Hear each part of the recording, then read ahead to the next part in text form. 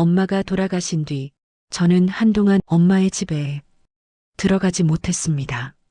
그 집은 너무 조용했을 것 같았고 그 조용함이 저를 한 번에 무너뜨릴 것 같았거든요. 문을 열면 엄마가 부엌에서 왔니? 하고 나올 것 같았고 방 안에서 라디오 소리가 들릴 것 같았습니다. 그래서 머리로는 이미 알고 있으면서도 몸은 그 집을 계속 피했습니다. 사람들은 말합니다. 그래도 이제 정리해야지. 언제까지 그대로 둘 수는 없잖아. 하지만 그 말은 겪어본 사람 외엔 알 수 없는 말입니다. 정리는 시간이 해결해주는 일이 아니라 각오가 있어야 시작할 수 있는 일이었거든요. 어느 날 더 이상 미루지 말자는 생각이 들었습니다.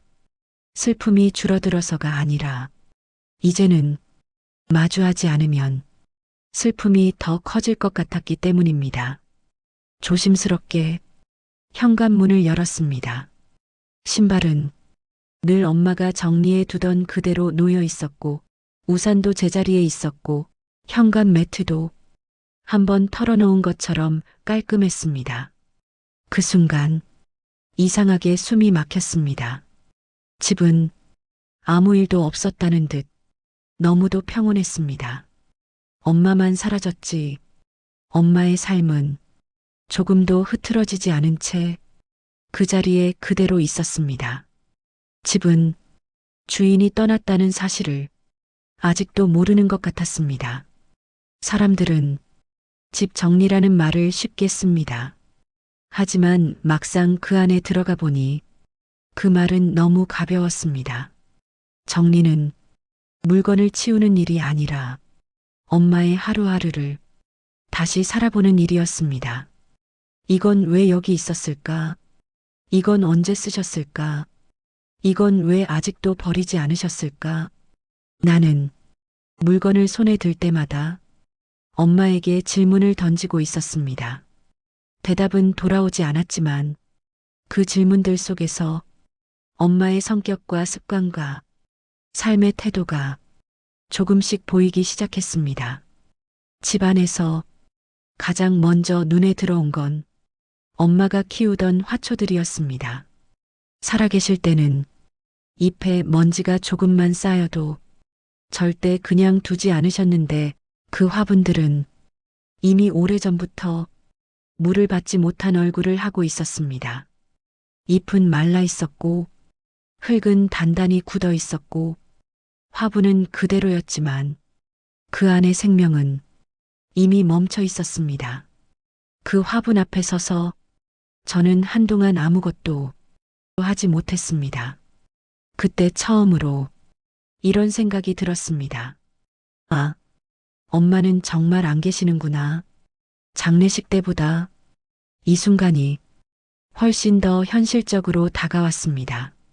죽음은 사람을 데려가지만 일상은 그 사실을 이렇게 조용히 증명하더라고요. 부엌은 유난히 정돈되어 있었습니다.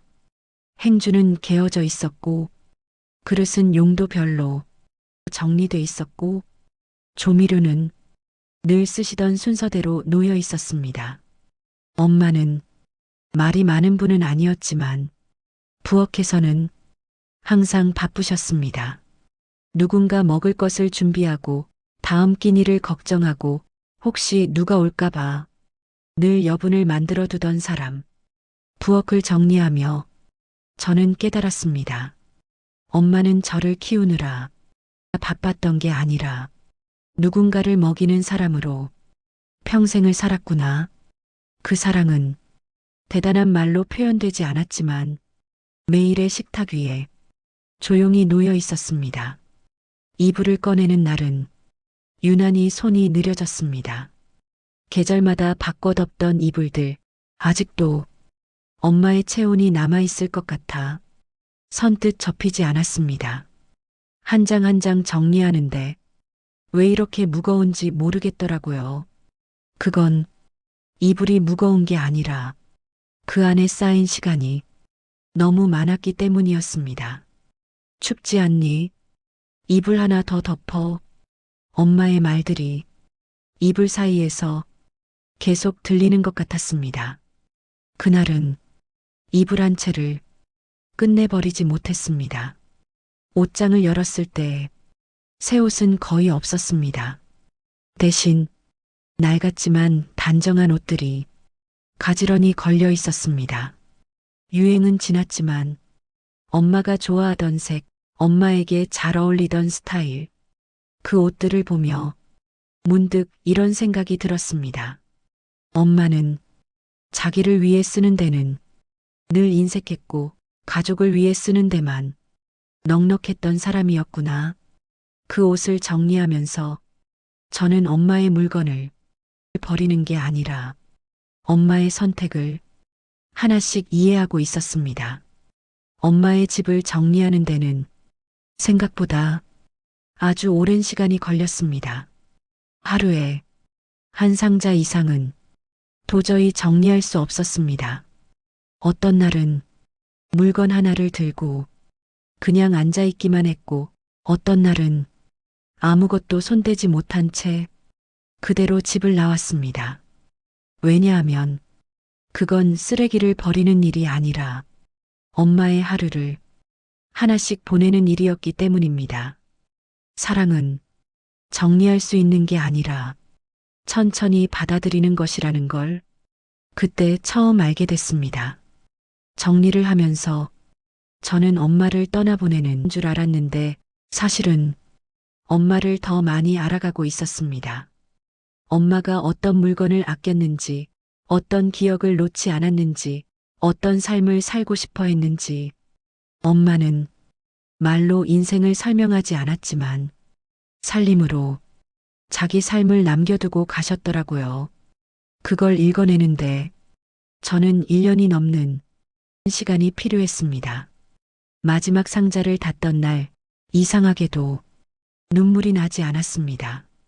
슬픔이 끝난 건 아니었지만 이제는 엄마의 부재를 조금은 감당할 수 있게 되었기 때문입니다. 엄마의 집은 비워졌지만 엄마는 내 안에 더 또렷해졌습니다. 혹시 지금 비슷한 시간을 지나고 계신 분이 있다면 이 말은 꼭 전하고 싶습니다. 정리가 느려도 괜찮습니다. 눈물이 많아도 괜찮습니다. 아무것도 못해도 괜찮습니다. 그건 당신이 약해서가 아니라 사랑이 아직 남아있어서입니다. 엄마의 집을 정리하며 전 알게 되었습니다. 사람은 죽고 나서도 사라지지 않는다는 걸요. 남겨진 공간과 남겨진 물건과 남겨진 사람의 마음 속에서 계속 살아있다는 걸요. 오늘도 저는 엄마를 정리하지 않고 엄마를 마음에 들여놓은 채 살아가고 있습니다.